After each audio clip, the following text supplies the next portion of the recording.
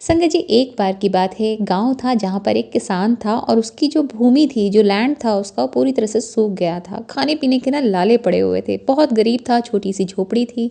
एक दिन वो सुबह उठता है और उसकी झोपड़ी के पास एक तालाब होता है जिसमें थोड़ा-सा पानी होता है और देखता है कमल खिला हुआ है, इतना सुंदर, वो भी ऐसे मौसम में, बिन मौसम का कमल देखकर बड़ा प्रसन्न होता है। कहता है आज मैं इसे बाजार में जाकर बेच कर आता हूँ, कुछ पैसे मिलेंगे, आज के खाने की व्यवस्था हो जाएगी।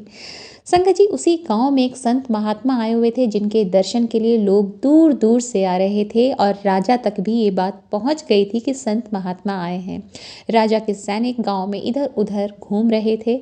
तो संगत जी, जब ये किसान फूल को लेकर बेचने के लिए जाता है तो उसे एक सेठ मिलता है। कहता है ये फूल मुझे दे दो और 2 चांदी के सिक्के पकड़ो, ये मैं महात्मा जी को दूंगा और उनसे कृपा मिलेगी।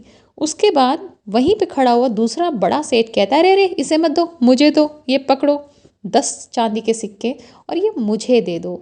इतने ही राजा के सैनिक वहां से गुजर रहे थे और उन्होंने कहा, अरे इन्हें मत दो, हमारे राजा आज दर्शन के लिए आ रहे हैं, संत महात्मा के लिए। अद्भुत फूल है, बेमौसम में खिला है, इतना खूबसूरत है, ये पकड़ो 100 चांदी के सिक्के और ये हमें दे दो।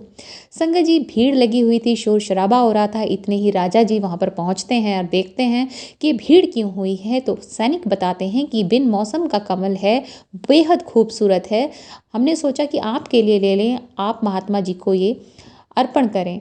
तो राजा कहता है, किसान इधर आओ, ये पकड़ो 1000 चांदी के सिक्के और ये फूल मुझे दे दो।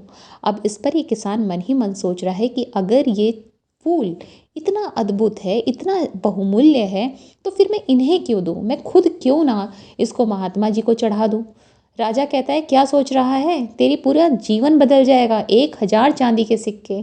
पर संगत जी, ये किसान कहता है मुझे ये नहीं बेचना है और वो फूल लेकर सीधा महात्मा जी के पास जाता है। महात्मा जी ध्यान में होते हैं, सब कुछ समझ जाते हैं कि कैसे वो किसान आ रहा है।